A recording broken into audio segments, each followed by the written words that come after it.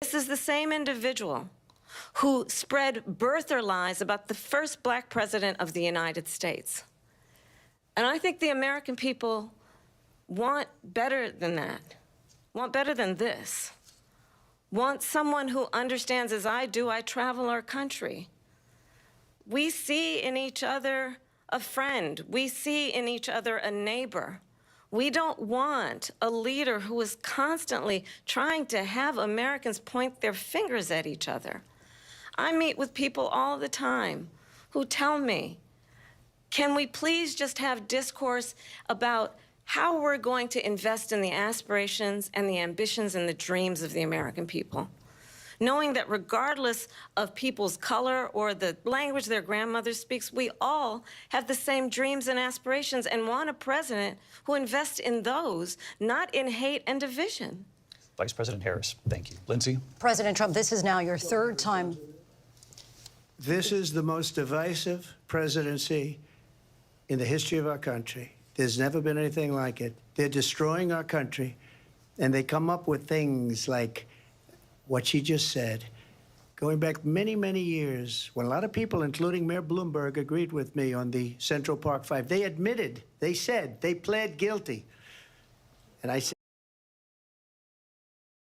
well, if they pled guilty, they badly hurt a person, killed a person ultimately.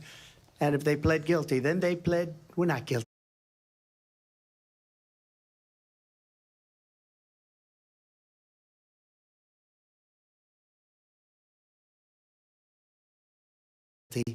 But this is a person that has to stretch back years, 40, 50 years ago, because there's nothing now. I built one of the greatest economies in the history of the world, and I'm going to build it again. It's going to be bigger, better, and stronger. But they're destroying our economy. They have no idea what a good economy is. Their oil policies, every single policy. And remember this, she is Biden. You know, she's trying to get away from Biden. I don't know the gentleman, she says. She is Biden. The worst inflation we've ever had, a horrible economy because inflation has made it so bad, and she can't get away with that. Thank you. Your time is up, Lindsay. I want to respond to that, though. I want to just respond briefly. Clearly, I am not Joe Biden, and I am certainly not Donald Trump. And what I do offer is a new generation of leadership for our country, one who believes in what is possible, one who brings a sense of optimism about what we can do instead of always disparaging the American people. I believe in what we can do to strengthen our small businesses, which is why I have a plan. Let's talk about our plans and let's compare the plans.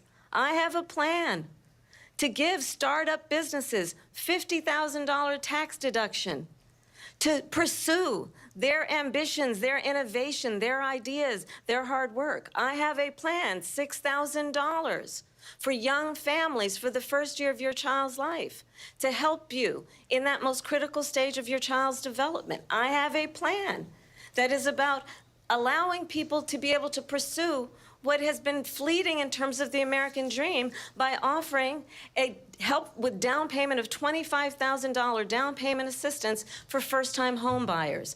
That's the kind of conversation, I believe, David, that people really want tonight, as opposed to a conversation that is constantly about belittling and name-calling.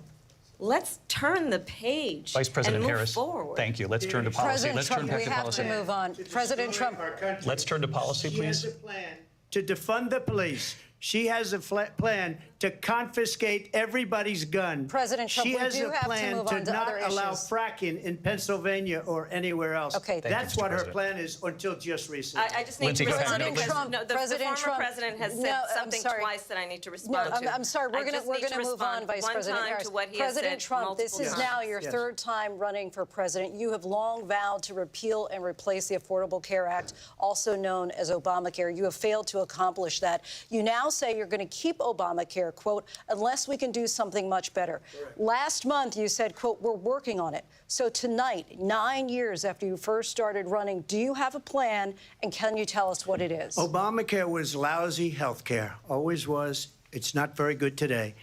And what I said, that if we come up with something, and we are working on things, We're going to do it, and we're going to replace it. But remember this. I inherited Obamacare because Democrats wouldn't change it. They wouldn't vote for it. They were unanimous. They wouldn't vote to change it.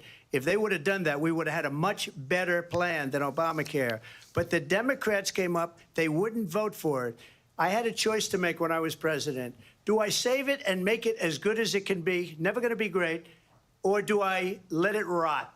And I felt I had an obligation, even though politically it would have been good to just let it rot and let it go away. I decided, and I told my people, the top people, and they're very good people. I have a lot of good people in that administration. We read about the bad ones. We had some real bad ones, too, and so do they. They have really bad ones. The difference is they don't get rid of them. But let me just explain. I had a choice to make. Do I save it and make it as good as it can be, or do I let it rot? And I saved it. I did the right thing. But it's still never going to be great, and it's too expensive for people. And what we will do is we're looking at different plans. If we can come up with a plan that's going to cost our people, our population, less money and be better health care than Obamacare, then I would absolutely do it. But until then, I'd run it as good as it can be run. So just a yes or no, you still do not have a plan? I have concepts of a plan. I'm not president right now. But if we come up with something, I would only change it if we come up with something that's better and less expensive. And there are concepts and options we have to do that. And you'll be hearing about it in the not-too-distant future. Vice President Harris, in 2017, you supported Bernie Sanders' proposal to do away with private insurance and create a government-run health care system. 2 years later, you proposed a plan that included a private insurance option. What is your plan today? Well, first of all, I absolutely support, and over the last 4 years as vice president, private health care options. But what we need to do is maintain and grow the Affordable Care Act. But I'll get to that, Lindsay. I just need to respond to a previous point that the former president has made. I've made very clear my position on fracking. And then this business about taking everyone's guns away. Tim Walz and I are both gun owners. We're not taking anybody's guns away. So stop with the continuous lying about this stuff. As it relates to the Affordable Care Act, understand, just look at the history to know where people stand. When Donald Trump was president, 60 times he tried to get rid of the Affordable Care Act. 60 times. I was a senator at the time when I will never forget the early morning hours when it was up for a vote in the United States Senate. And the late, great John McCain, who you have disparaged as being, you don't like him, you said, at the time because he got caught. He was an American hero. The late, great John McCain, I will never forget that night, walked onto the Senate floor and said, no, you don't. No, you don't. No, you don't get rid of the Affordable Care Act. You have no plan. And what the Affordable Care Act has done is eliminate the ability of insurance companies to deny people with pre-existing conditions. I don't have to tell the people watching tonight, you remember what that was like? Remember when an insurance company could deny if a child had asthma, if someone was a breast cancer survivor, if a grandparent had diabetes? And thankfully, as I've been vice president and we, over the last 4 years, have strengthened the Affordable Care Act, we have allowed for the first time Medicare to negotiate drug prices on behalf of you, the American people. Donald Trump said he was going to allow Medicare to negotiate drug prices. He never did. We did. And now we have capped the cost of insulin at $35 a month. Since I've been vice president, we have capped the cost of prescription medication for seniors at $2,000 a year. And when I am president, we will do that for all people, understanding that the value I bring to this is that access to health care should be a right and not just a privilege of those who can afford it. And the plan has to be to strengthen the Affordable Care Act, not get rid of it. Vice President prologue Harris, thank in terms you. of where Donald Trump stands on that. I want to move to an issue that's important for a lot of... She made a mistake. Number one, John McCain fought Obamacare for 10 years. But it wasn't only him. It were all of the Democrats that kept it going. And you know what? We can do much better than Obamacare, much less money. But she won't improve private insurance for people, private medical insurance. That's another thing she doesn't want to give. People are paying privately for insurance that have worked hard and made money, and they want to have private. She wants everybody to be on government insurance where you wait 6 months for an operation that you need immediately. President Trump, thank you. We have another issue that we'd like to get to that's important for a number of Americans, in particular younger voters, and that's climate change. President Trump, with regard to the environment, you say that we have to have clean air and clean water. Vice President Harris, you call climate change an existential threat. The question to you both tonight is, what would you do to fight climate change? And Vice President Harris, we'll start with you. 1 minute for you each. Well, the former president had said that climate change is a hoax. And what we know is that it is very real. You ask anyone who lives in a state who has experienced these extreme weather occurrences, who now is either being denied home insurance or it's being jacked up. You ask anybody who has been the victim of what that means in terms of losing their home, having nowhere to go. We know that we can actually deal with this issue. The young people of America care deeply about this issue. And I am proud that as vice president over the last 4 years, we have invested $1 trillion in a clean energy economy, while we have also increased domestic gas production to historic levels. We have created over 800,000 new manufacturing jobs while I have been vice president. We have invested in clean energy to the point that we are opening up factories around the world. Donald Trump said he was going to create manufacturing jobs. He lost manufacturing jobs. And I'm also proud to have the endorsement of the United Auto Workers and Sean Fain, who also know that part of building a clean energy economy includes investing in American-made products, American automobiles. It includes growing what we can do around American manufacturing and opening up auto plants, not closing them like happened under Donald Trump. Vice President Harris, thank you. That didn't happen under Donald Trump. Let me just tell you, they lost 10,000 manufacturing jobs this last month. It's going, they're all leaving. They're building big auto plants in Mexico, in many cases owned by China. They're building these massive plants, and they think they're going to sell their cars into the United States because of these people. What they have given to China is unbelievable. But we're not going to let that. We'll put tariffs on those cars so they can't come into our country, because they will kill the United Auto Workers and any auto worker, whether it's in Detroit or South Carolina or any other place. What they've done to business and manufacturing in this country is horrible.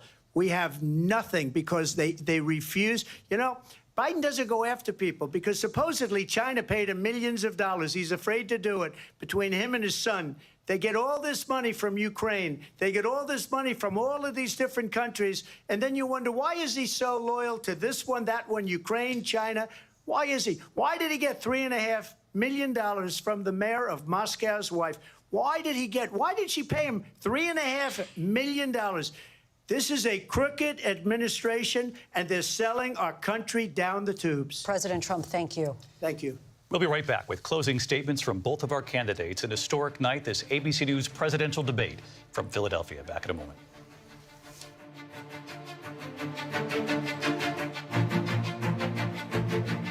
The ABC News presidential debate will continue after this.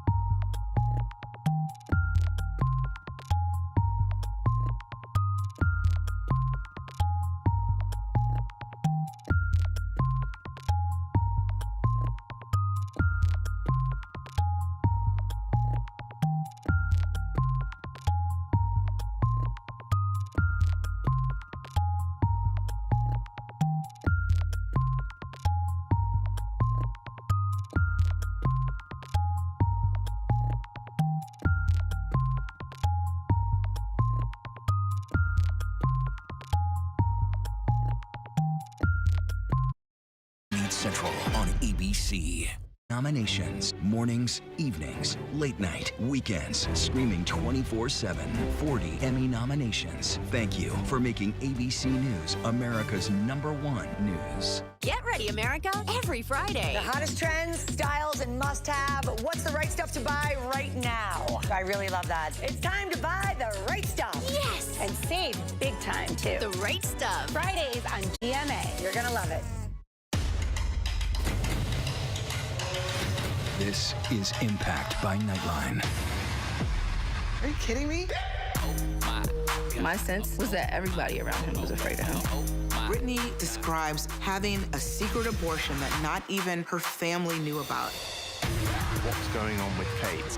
What is the relationship like between Harry and William today? What did people start to say? You look great. Are you on Ozempic? I told the kids, I said, I'm not even gonna let you eat breakfast until you get your chores done. She talks about tough love and harsh punishment. No, it's abuse. I think Scott Peterson murdered his wife and his child. Prove me wrong. Do you feel the church accepted abuse? Yep, that's him. Yep. Ready? Does your church protect sexual predators? How do you top the most watched season yet? Fabulous. It's a bit erratic, a bit exotic. You have no idea. Impact by Nightline. The all-new season premieres this September, only on Hulu. If you were coming of age in the 1980s, the Brat Pack was near the center of your cultural awareness. But for those of us experiencing it from the inside, the Brat Pack was something very different. If you could have the Brat Pack name not exist, would you? I hated the Brat Pack. What a disaster. Why did we take it as an offense? Andrew? I'm not going to say we were the Beatles or anything. Well, we didn't fill Shea Stadium. 1985? I think we could have. Let's go. We are heading into the unknown. Oh, my gosh. We just saw what no one has seen before. Well, dead ahead. Tag on! Hammer, hammer, hammer. It doesn't get any more cutting edge than this.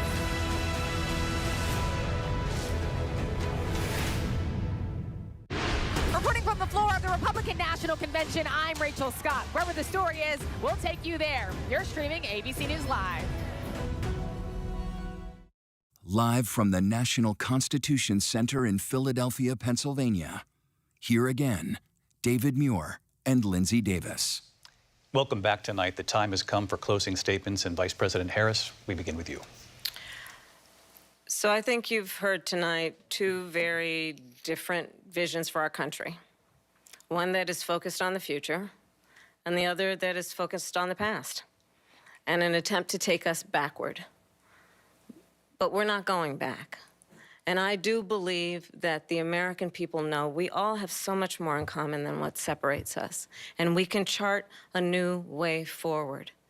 And a vision of that includes having a plan, understanding the aspirations, the dreams, the hopes, the ambition of the American people, which is why I intend to create an opportunity economy, investing in small businesses, in new families, in what we can do around protecting seniors, what we can do that is about giving hardworking folks a break and bringing down the cost of living.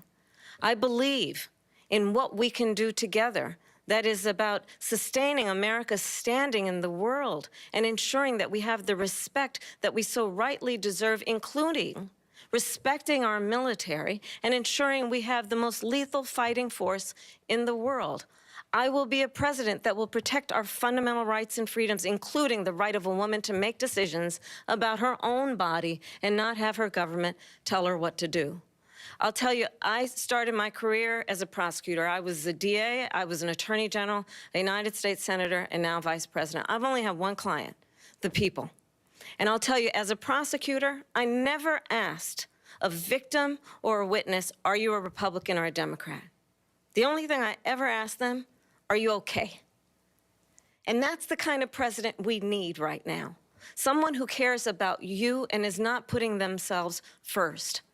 I intend to be a president for all Americans and focus on what we can do over the next 10 and 20 years to build back up our country by investing right now in you, the American people. Vice President Harris, thank you. President Trump?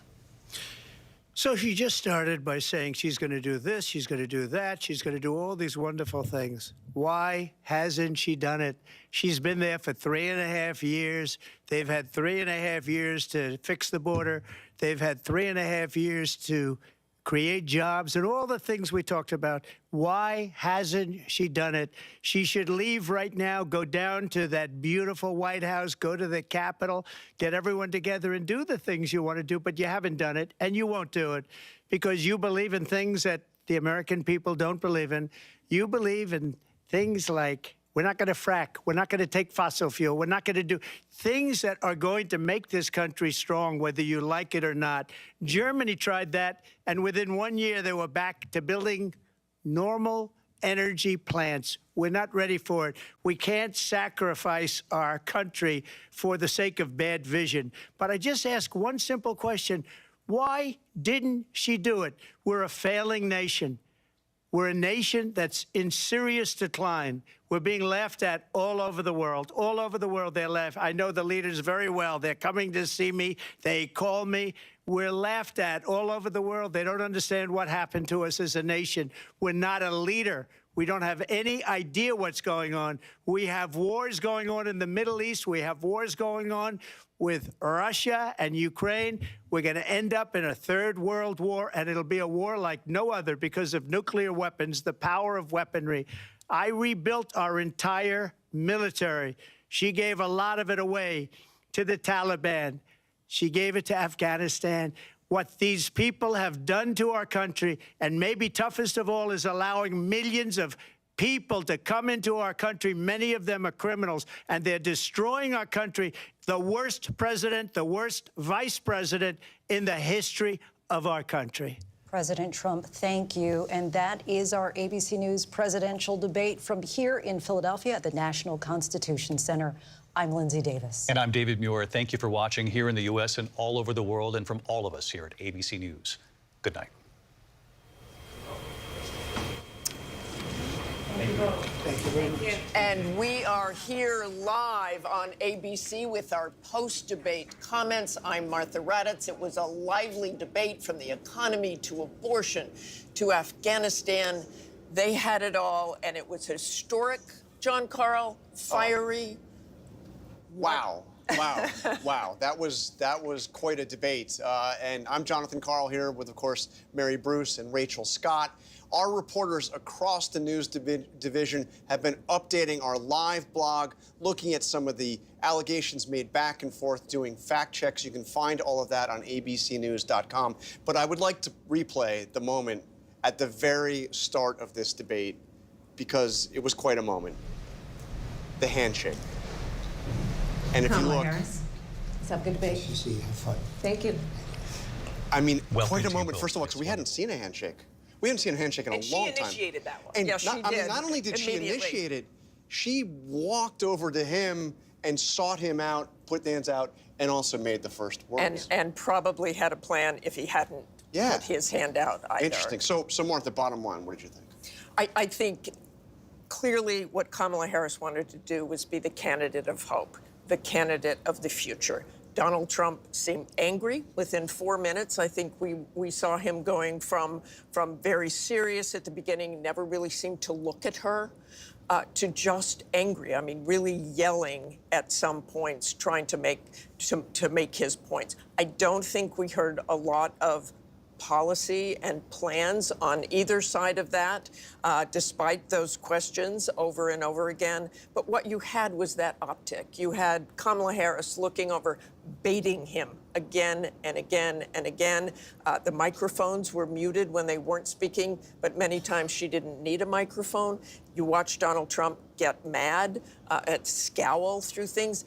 And, you know, John, we were all talking leading up to this about how this would go, what Donald Trump you would see. I think he had a plan for talking about what he saw as a next term, but then he was talking about rumors about people eating their neighbors' pets. So it really devolved into that. I mean, look, Kamala Harris didn't really explain some of the big questions that were out there about why she changed her policy views on so many things. Part of the reason is Donald Trump really was not effective in bringing the debate to her. I agree with you. I think that he looked not just angry, but also rattled. And in contrast, Harris, who again, much of the world doesn't know, Harris looked like she belonged on the stage, looked like she is somebody that could serve as president. And that is certainly how the campaign is feeling tonight. I can tell you, the Harris campaign feels very good. They feel they had a very strong night, that she was in command, that she did look presidential, and that she was able, they feel, to hold Donald Trump accountable for his actions. And of course, that was their goal going into this, that she would be able to put Donald Trump's record under a microscope. And they feel that the strongest example of that was that exchange on abortion, where she was able really to blame Donald Trump directly to his face. I mean, she said, what you are putting women through is unconscionable. Yes, she goaded him. She flat out trolled him many times, got him off message, but she also talked directly to voters.